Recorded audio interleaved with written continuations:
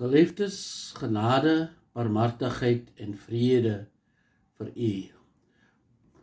Ons het hierdie afgelope tyd begin praat oor die hemel, die ewige lewe wat 'n gratis geskenk is.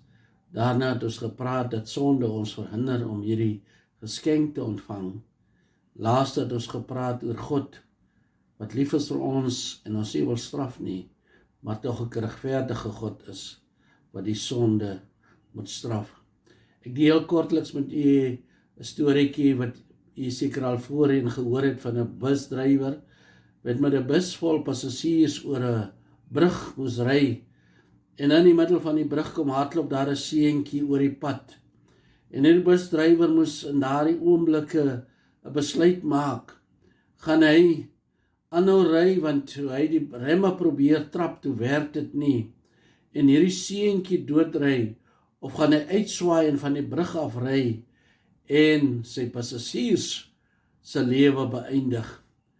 Hy maak hierdie oomblik besluit en hy ry oor die seentjie en die seentjie sterf.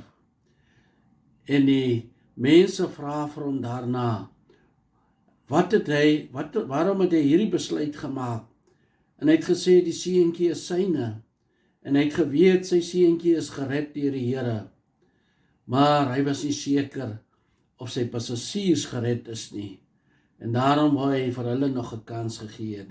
Die Bybel sê, want so lief het God die wêreld gehad dat hy sy enige gebore seun gegee het, sodat elkeen wat in hom glo nie verlore mag gaan nie, maar die ewige lewe kan hê.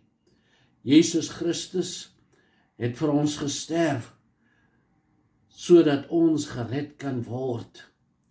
Het jy hom al aangeneem as jou redder en jou verlosser?